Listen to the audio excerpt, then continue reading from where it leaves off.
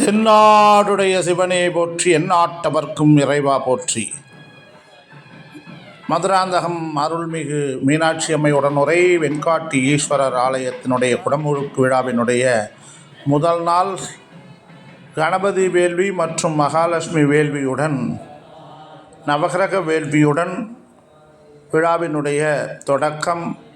அந்த ஹோமகுண்டத்திலிருந்து இறைவனுக்கு ஆகுதி கொடுக்கப்பட்டு 108 மூலிகை பொருட்களை கொண்டு இறைவனுக்கு யாகம் வளர்த்து ஜோதி வடிவிலே இறைவனை தரிசனம் செய்கின்ற அந்த அருமையான நிகழ்ச்சி நடைபெற்றது.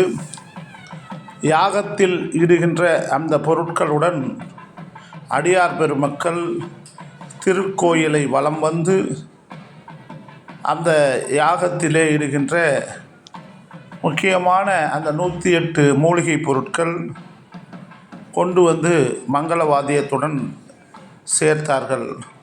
அதிலே அந்த யாகத்திலே முக்கியமாக சமித்துக்களும் மூலிகை பொருட்களும் இட்டு யாகத்தியை வளர்த்து அதன் மூலம் பல நன்மைகளை நாம் அடைகின்றோம்.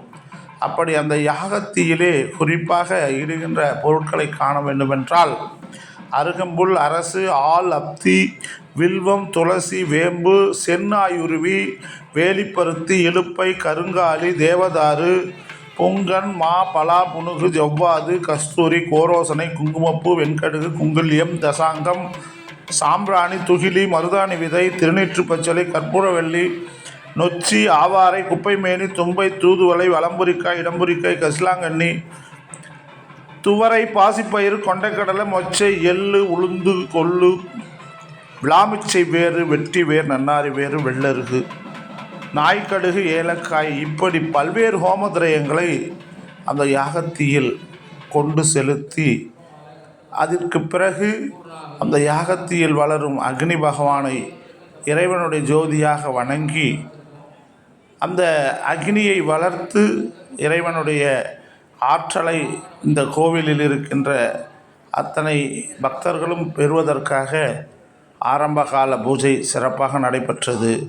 இந்த அந்த யாகத்திலே பல்வேறு மூலிகை திரவியங்களை, ஹோம திரவியங்களை எல்லாம் சேர்த்து சிறப்பான முறையிலே யாகத்தை தொடங்கி அந்த முதல் நாளிலே வேள்விக்குரிய அத்தனை செயல்பாடுகளையும் வேள்விக்குரியவர்கள் சிறப்பாக செய்தார்கள். தென்னாடுடைய சிவனே போற்றி, எந்நாட்டவர்க்கும் இறைவா போற்றி.